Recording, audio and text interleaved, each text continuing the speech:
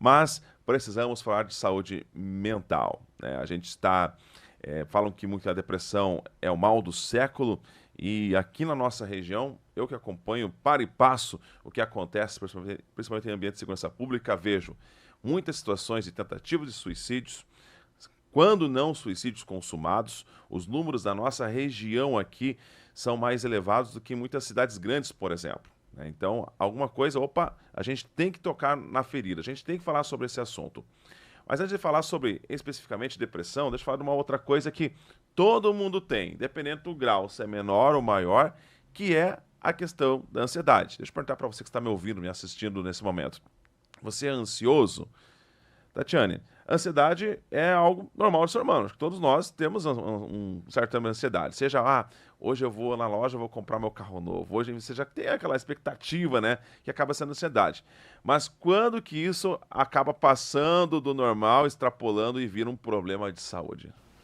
Exatamente. A ansiedade é uma emoção natural do ser humano. Todos nós, ela serve como um mecanismo de defesa também. Além dela dar essa ansiedade boa, vou comprar um carro, vou fazer algo que eu gosto, vou viajar, é uma ansiedade boa que a gente chama. Ela passa a se tornar um problema quando ela traz crises como taquicardia, hipersudorese, sensação de pânico, tá? Aí ela se torna o que a gente chama de TAG, que é transtorno de ansiedade generalizada. O transtorno de ansiedade generalizada, ele é desencadeado por algum fator estressor externo. Então, tem pessoas que têm pavor de falar em público. Automaticamente, ela vai gerar uma crise de ansiedade, a pessoa vai ter taquicardia, vai passar mal, tem pessoas que desmaiam, tem pessoas que fogem. Então, isso tudo depende muito de qual é o fator estressor que te causa crise de ansiedade. Existem formas de regulá-la. Existe psicoterapia que vai te ensinar a identificar qual é esse fator estressor que vai te ajudar. Mas muitas vezes as questões alimentares estão relacionadas a crises de ansiedade, tá? Café, açúcar também pode te proporcionar crises de ansiedade, porque eles te deixam mais ligado, mais acelerado, mais agitado. E dependendo do que aconteça, essa crise pode ficar mais acentuada. Eu tenho notado também que a ansiedade tem se tornado até não comum, mas o maior número de casos que eu venho acompanhando também em crianças e adolescentes. Eu citei até no bloco anterior que tem um único dia, os bombeiros foram 3 ocorrências consecutivas, até chamou a atenção, dizer, poxa, foram 3 ocorrências consecutivas. Crise de ansiedade era no ambiente de trabalho, um outro era uma pessoa que estava em casa, e o terceiro caso foi de uma criança na escola. Então, opa, aquilo me chamou a atenção, mas criança com ansiedade, o adulto ainda, você está que pagar conta, enfim, você acaba colocando em um monte de problema. Mas a criança, por que a gente está tendo tantas crises de ansiedade também nesse público tão jovem? Um dos fatores que gerou muitas crises de ansiedade nas crianças foi a pandemia. Agora estão aparecendo as consequências do fique em casa. Que não podia se relacionar, que podia ficar doente, que não podia entrar em contato com ninguém. Então, as consequências daquele fator que a gente viveu estão sendo apresentadas agora em muitas das crianças, por outros aspectos, por outras situações, mas ainda em decorrência daquilo. Aquilo gerou um trauma em muitas pessoas e faz com que muitas crianças tenham crises de ansiedade agora, a não ser que essas crianças também possam ter algum outro transtorno psicológico. Crianças que têm TDAH vão ter crises ansiosas mais severas, mais dificuldade de se regular, mais dificuldade de interpretar as emoções delas. As crianças têm uma maturação emocional diferente da do adulto. Então, até os 4 anos, elas não conseguem regular as emoções delas. Elas não sabem o que elas estão sentindo, elas não conseguem identificar e dizer para você, tô com crise de ansiedade, mas elas podem ter, tá? A partir dos 6 anos, eles vão começar a entender. Isso não quer dizer que eles vão se regular emocionalmente, mas eles vão passar a entender o que eles estão começando a sentir. Se a gente vai explicando desde que eles são muito pequenininhos, olha, você tá com raiva, olha, você tá triste, olha, isso te deixou irritado, isso te deixou estressado. O problema é que a gente não ensina para as crianças a dar nome para as emoções e nem identificar elas. Se uma criança cai e se machuca, você diz para ela, pare de chorar, não foi nada, vem aqui. Você não permite que a criança sinta dor. Se você não permite que a criança sinta dor e que ela chore porque aquilo está doendo, ela vai achar que ela não pode sentir dor e que ela não pode chorar nunca. Ela vai crescer com aquilo. Então, a gente tem que ensinar e aprender isso também, porque a gente foi constituído e criado dessa forma muitas vezes. Que a gente pode chorar, que tá tudo bem, que eu posso ficar triste, que tá tudo bem, é uma emoção natural do ser humano. Ficar triste como ficar alegre, mas a gente acha que a gente só pode demonstrar e falar as coisas boas, a gente não pode sentir o resto e a gente pode sentir tudo. A gente deve sentir tudo. Nosso organismo precisa sentir todas as nossas emoções. Raiva, nojo, medo, alegria, tristeza, tudo. Só que a gente precisa ensinar a criança.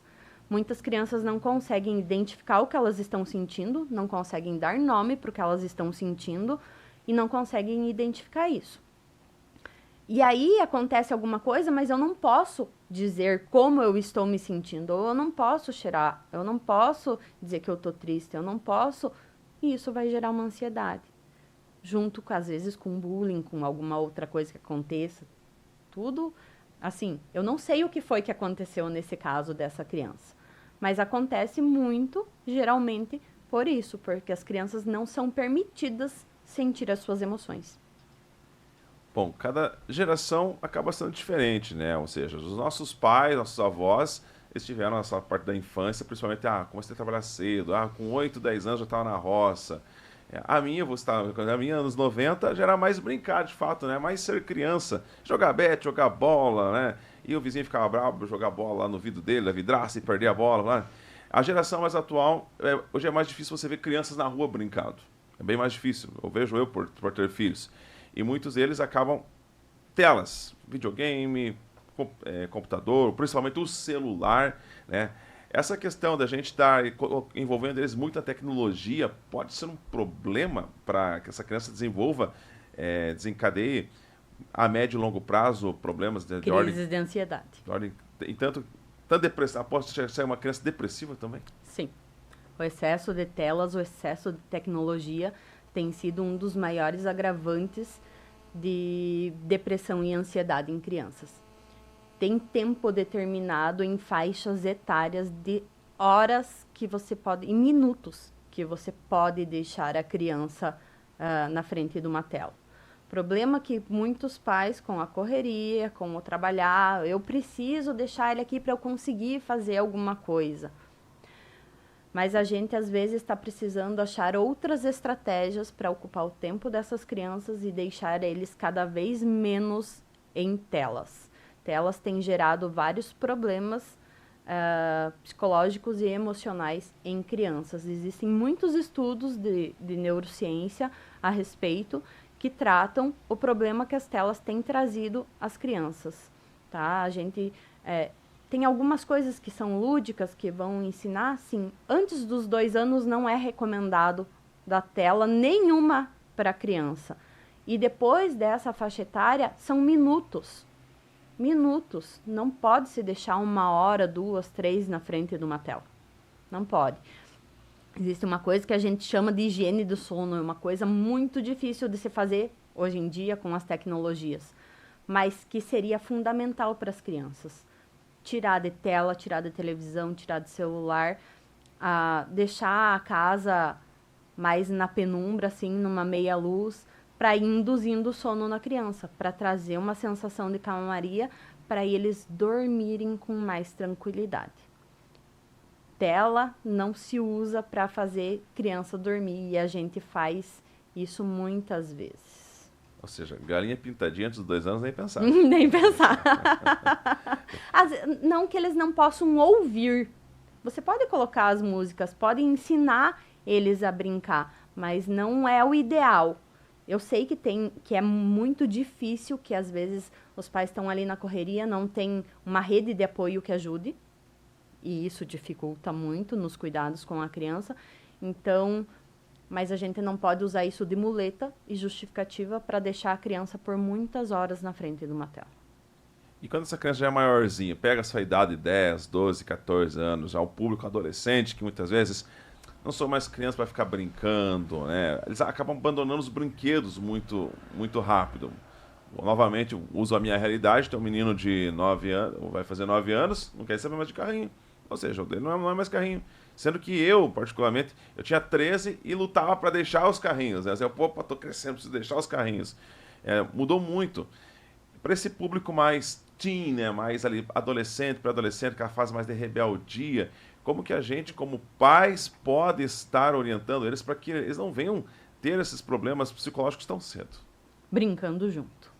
Sentando, brincando junto e ouvindo eles. Se eles não querem mais os carrinhos, vai jogar jogo de tabuleiro. Vai jogar alguma coisa que seja estimulante para eles. Vai jogar dama, vai jogar dado, vai comprar esses banco imobiliário ou coisas do gênero, que ser cartas.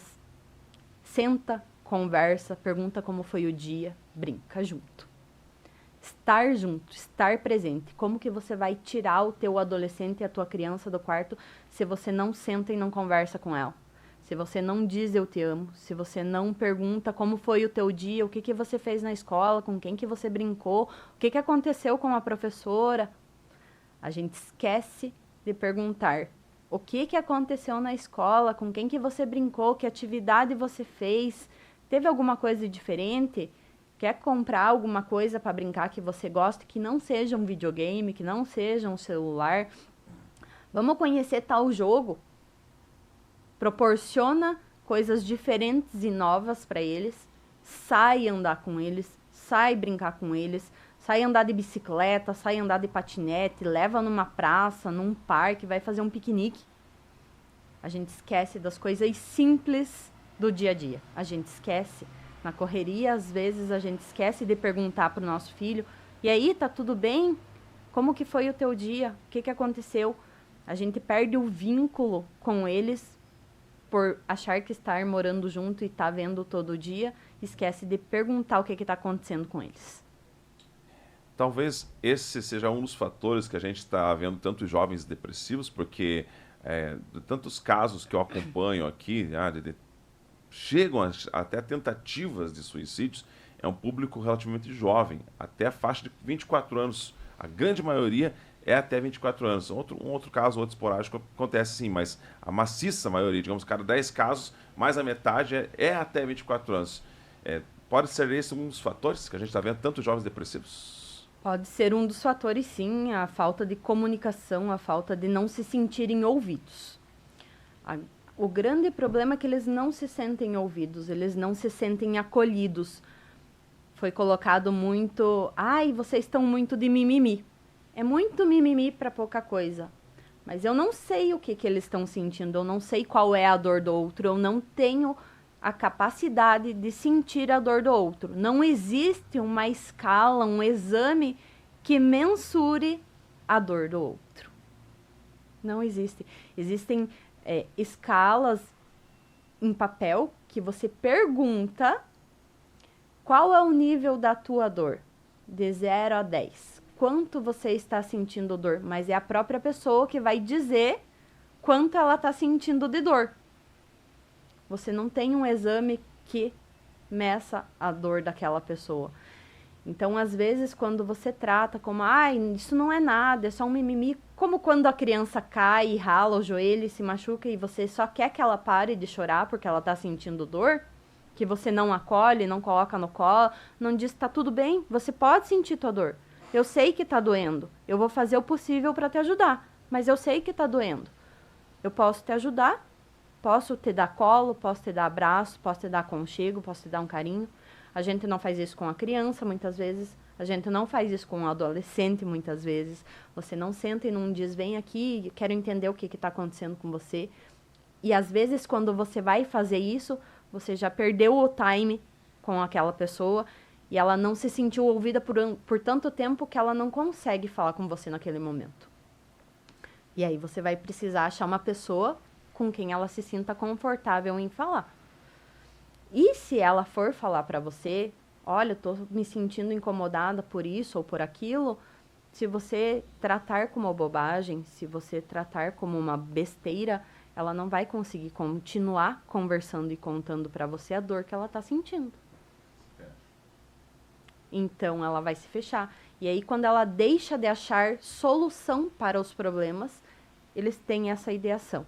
A ideação suicida pode vir por diversos fatores, mas a principal causa é por não conseguir mais lidar com os problemas, por não achar uma forma de resolver aquela dor que ela está sentindo. Ela simplesmente quer parar de sentir dor. Ela não quer continuar sentindo aquela dor e a incapacidade de lidar com aquilo. Quando ela não acha mais uma solução, ela vai ter a ideação suicida. Ela acha que a única forma de parar de sentir dor é morrendo. Infelizmente.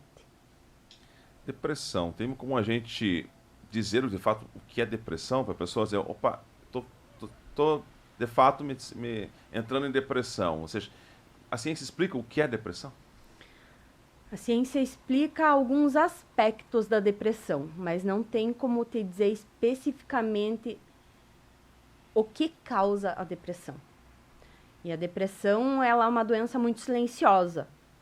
Ela tem altos e baixos, tem pessoas que não conseguem tomar banho, que não conseguem sair da cama, que não conseguem fazer uma atividade básica. Esse a gente chama de depressão profunda. Mas tem pessoas que saem, que riem, que brincam, que se divertem em alguns aspectos. Porém, elas continuam sentindo depressão. Elas não se sentem suficientes muitas vezes, elas se sentem marginalizadas, elas acham que ninguém entende elas, ninguém entende a dor que elas estão sentindo. Elas têm períodos e ciclos, tá? Então, tem épocas que elas estão se sentindo muito bem e tem épocas que elas estão se sentindo horríveis. O fator climático tem muita influência sobre a depressão, tá? Cidades cinzentas e chuvosas têm um número de depressivos maior. A gente tem a necessidade do sol. O nosso organismo precisa do sol. E a falta de luz solar tem uma maior incidência na depressão também. Então, de fato, a gente até comentava aqui em off, aqui, né, que de fato a nossa região ela tem um alto índice de pessoas que têm essa questão de tentativa de suicídio. É claro que aqui no diariamente a gente quase não fala, porque muito se diz, ficam falando aí, a pessoa tentou suicídio lá na ponte, a pessoa se suicidou. Diz que isso acaba servindo como um gatilho. Isso até deixa, antes de terminar essa questão aí da questão climática, é verdade isso, que você acaba dando gatilho para a pessoa, teve tentativa de suicídio na ponte, a pessoa cometeu o suicídio. Isso acaba, de fato, servindo como como posso dizer um estímulo para aquela pessoa que está ouvindo tente, então vou fazer isso também? Sim, serve. Infelizmente, serve de estímulo. Tem pessoas que, dependendo do nível de depressão e se já tem ideações suicidas, cometem suicídio por perceberem que tem outras pessoas fazendo. Existem alguns estudos a respeito, até mesmo de divulgação, a forma de divulgação desses dados, porque quando você diz a forma que a pessoa cometeu suicídio, isso às vezes dá uma outra ideia para quem sofre com as ideações, tá? Então isso pode ocasionar, infelizmente, mais estímulos. Por isso que a gente trata de uma forma tão velada e com tanto cuidado. De fato, é bastante complexo esse assunto. Tanto é que quando há algo concreto que aconteça, eu particularmente não cito a forma que foi, e até troco a palavra suicídio, que eu acho que é uma palavra até pesada, então é um ato contra a própria vida, enfim, mas nem dá muitos detalhes. Enfim, algo que aconteceu, infelizmente aconteceu, né? Mas, ou seja, de fato não dar muito crédito para essa questão, para que pessoas que estejam com esse tipo de problema não venham querer ter o mesmo fim. Você falou muita questão sobre então, a questão do clima. Nossa cidade aqui, ó, por exemplo, ó, tempo cinzento, ó, chuva leve.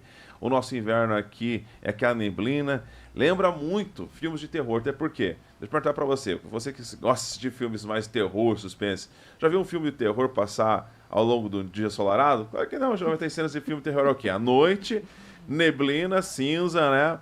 Lá, a vítima já nunca nem consegue ver quem é o indivíduo, passa no clima chuvoso, é aquele tema mais triste de fato. Exato. Então, isso pode explicar um dos fatores por que a nossa região aqui, sul do Paraná, ela tem um dos maiores índices de tentativa de suicídio, até de suicídios, de situações concretas que a pessoa acaba se suicidando, se comparar com outras regiões do país? Sim, a falta de luz solar é um dos agravantes. É um dos agravantes. Pessoas muito depressivas e com ideações têm maior incidência no inverno por falta de luz do sol. Londres é uma cidade extremamente chuvosa e com um índice, infelizmente, muito alto disso também. Por quê? Porque não tem luz. Não tem luz solar. Dá uma capacidade, uma condição depressiva muito maior. Caramba. Bom, tem casos e casos, né? Tem pessoas que você consegue ver que a pessoa de fato, opa, ela era assim, deixou de ser assim, ou seja, aquela depressão mais profunda. Mas e como eu consegui identificar a pessoa que está sorrindo, está trabalhando normalmente, chega em casa, enfim, mantém a vida normal? Quantos e quantos casos que eu já vi pessoas dizendo, mas a pessoa trabalhava, ontem ainda eu vi a pessoa estava sorrindo comigo, ontem ainda. Como conseguir identificar que essa pessoa está precisando de ajuda, sendo que ela está levando a vida dela normalmente? É muito difícil. É muito difícil mesmo, de verdade. Tanto que quando eles chegam no consultório, uma das primeiras coisas que a gente faz é pegar o contato de pessoas próximas. A única coisa que permite que a gente quebre o sigilo ético do que está acontecendo com o paciente é uma pessoa com ideação suicida. Por quê? Porque eu sozinha não dou conta, eu preciso muitas vezes acionar um familiar próximo para tentar impedir que isso aconteça. Muitas vezes as pessoas próximas, às vezes, são a fonte do gatilho de ter a crise, tá? Então, às vezes, a pessoa não está conseguindo desabafar com aquelas pessoas e não consegue pedir ajuda e pedir socorro, infelizmente. E não é proposital. Mas tem gente que pede socorro e que pede ajuda, mas é tratado como o mimimi, ou eu não vou fazer, ou eu não posso fazer. Existem suicidas de categorias, digamos assim. Tem aqueles que fazem porque não conseguem mais dar conta da dor. Tem aqueles que deixam cartas, né, direcionando porque eu estou fazendo, o que está acontecendo. Tem pessoas que, infelizmente, fazem para ver o outro sofrer, de certa forma, né? Então, isso depende. Depende muito. Eu não tenho como te dizer assim, você vai identificar uma pessoa com ideação diante disso, disso, disso e daquilo. É quase impossível eu te dizer isso que vai ser preciso. Não tem como. O que a gente pode fazer é se mostrar disposto a ouvir uma pessoa próxima a você que você acha que está com depressão. Tá? Fora isso, oferecer, a gente tem o CVV, que é um canal que as pessoas não precisam ser vistas. Elas podem ligar e desabafar e pedir ajuda.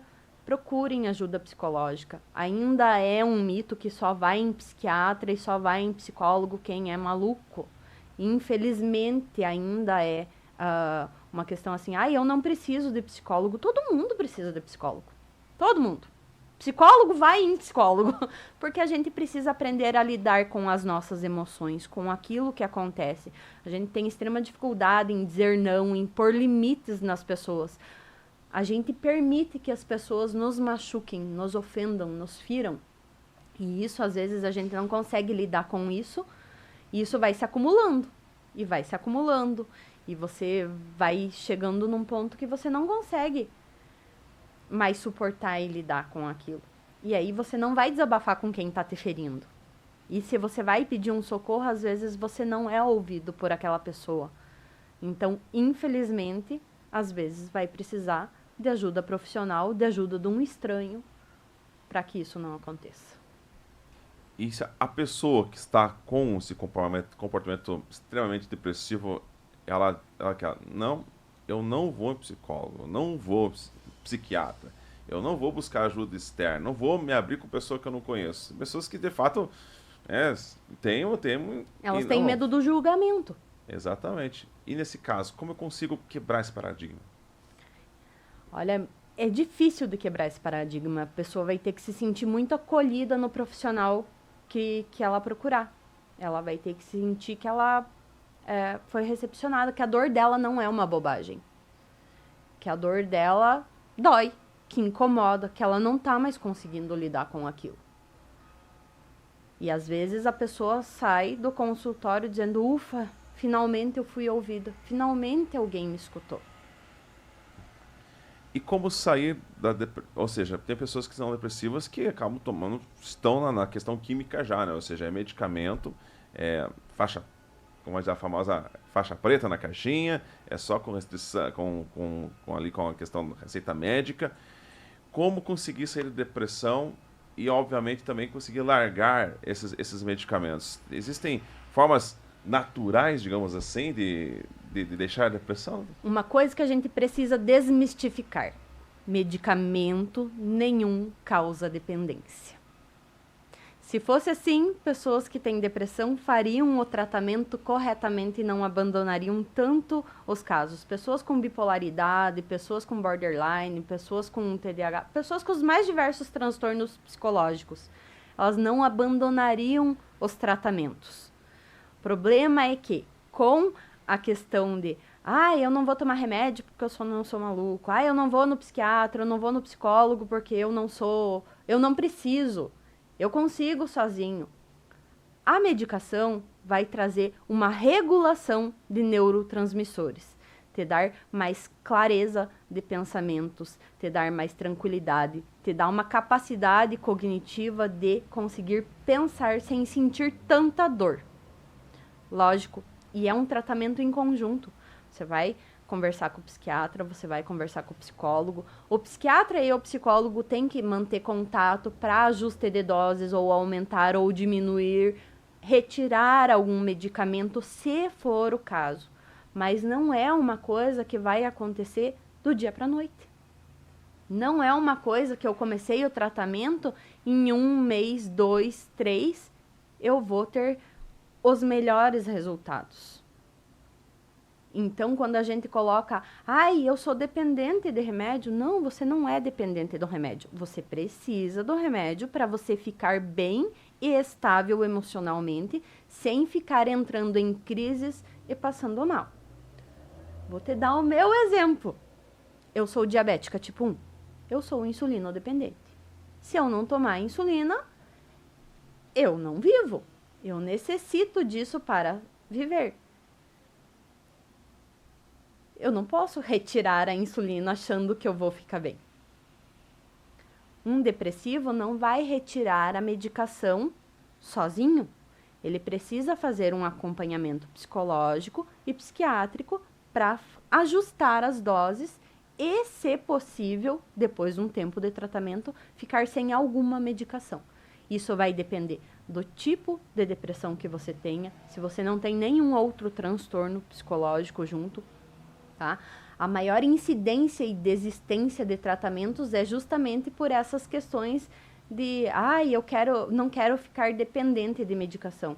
Mas a medicação pode te dar uma qualidade de vida que nenhuma outra coisa vai te dar. Ela vai trazer uma regulação de neurotransmissores que vai te dar capacidade cognitiva de pensar com clareza, de tomar decisões com mais clareza, de conseguir se tornar mais produtivos e levar uma vida com mais qualidade de vida. Excelente. Bom, Tatiana, nosso tempo lamentavelmente é curto, né? Eu já até extrapolei um pouquinho aqui, mas nesse momento tenho certeza, quem está nos ouvindo, seja no carro, no rádio, pela internet, nos acompanhando em qualquer lugar do Brasil, tem, ou a pessoa mesmo está nesse qual, estou me sentindo deprê. tem alguém muito perto, tem um familiar, tem um irmão, tem uma mãe, tem um filho que está na situação. Claro que cada caso é um caso, não tem como a gente aqui fazer, né, uma consultoria pessoal, mas de forma geral, como diz, a frase do dia, o que você diria para essas pessoas que estão nos ouvindo nesse momento? Busque ajuda de qualquer pessoa. Peça socorro. Busque ajuda.